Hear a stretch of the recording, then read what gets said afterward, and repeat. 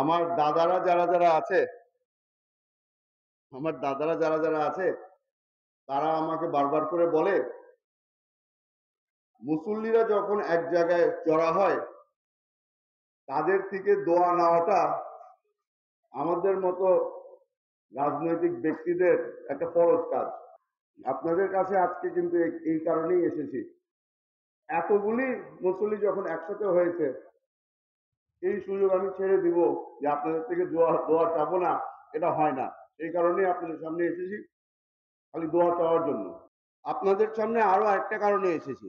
আপনারা জানেন যে এখান থেকে কয়েক কিলোমিটার দূর আমার বাবার বাসভবন কাদেরনগর।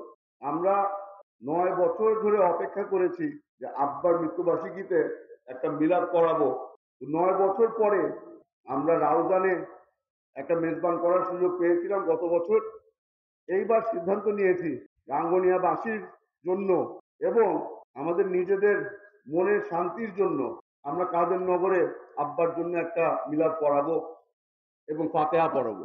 22শে নভেম্বর আপনাদের সকলের দাওয়াত রইল।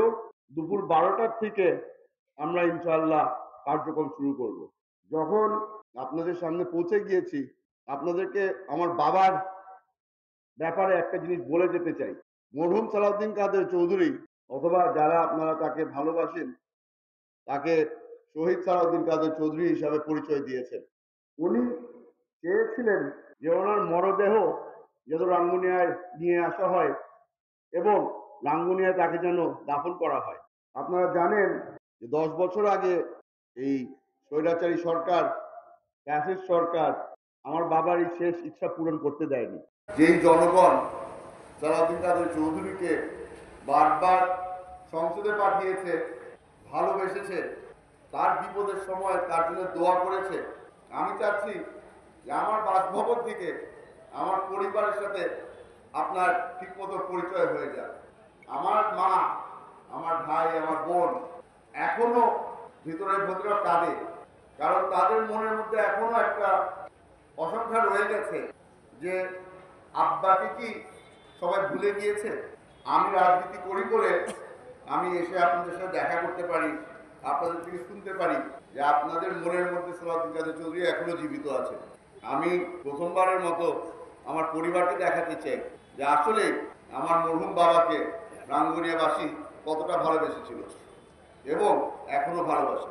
আমরা এই মঞ্চে দাঁড়িয়ে যেই মৌলানারা বক্তব্য রেখেছে, যেই ব্যক্তিরা বক্তব্য রেখেছে, তাদেরকে অসম্মান করব না রাজনীতির ব্যাপারে কথা বলে।